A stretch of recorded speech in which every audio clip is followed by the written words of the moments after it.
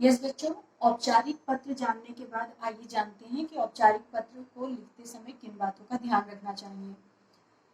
बच्चों, औपचारिक पत्र पहले ही बता दिया गया है कि अधिकारियों और अपरिचित व्यक्तियों को जो पत्र लिखा जाता है उसे कहते हैं औपचारिक पत्र। इसमें अभिवादन नहीं होता है बच्चों, ये याद रखिएगा, अभिवादन नहीं होता है। अभिवादन किसमें होता है? अनौपचारिक पत्र में। किसमें होता है? अनौपचारिक पत्र में, जो हम अपने सगे संबंधियों को लिखते हैं उसमें।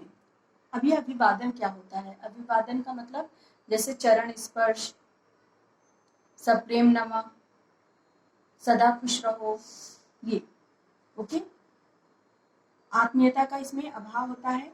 अब जब हम औपचारिक पत्र लिखते हैं तो हमें सबसे पहले क्या लिखना चाहिए? पाने वाले का पता। मतलब जैसे अगर प्रिंसिपल को लिख रहे हैं, स्कूल के प्रधानाचार्य को लिख रहे हैं, तो सबसे पहले स्कूल का पता होगा यहाँ पर। फिर दिनांक लिखते हैं, डेट लिखते हैं। विषय मतलब अगर आपको बीमार होने के कारण 2 दिन का अवकाश चाहिए तो ये विषय लिखना होता है कि अवकाश हेतु, 2 दिन के अवकाश हेतु। यदि आपको चरित्र प्रमाण पत्र चाहिए तो चरित्र प्रमाण पत्र हेतु। यदि आपको टीसी चाहिए तो आप कहेंगे स्थानांतरण पत्र हेतु। तो इस तरह यहाँ विषय को लिखना होता है कि किस विषय पर आपने ये प्रधानाचार्य को या किसी अधिकारी को आपने पत्र लिखा है। अब आता है संबोधन। संबोधन का मतलब होता है कि उनको हम क्या कहेंगे, तो इसमें हम ज्यादातर क्या लगाते हैं? महोदय, महोदया, महोदय। यदि महिला है तो महोदया, और यदि पुरुष है तो महोदय लगाया जाता है। श्रीमान ये लगा सकते हैं।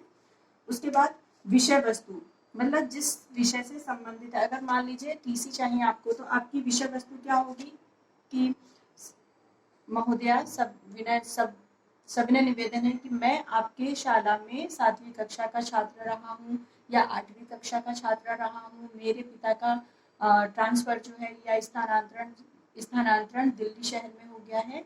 वहाँ मुझे नए विद्यालय में एडमिशन कराने के लिए टीसी की या स्थानांतरण पत्र की आवश्यकता पड़ेगी, अतः मुझे ये प्रदान करने का कष्ट करें। तो ये विषय वस्तु हुई।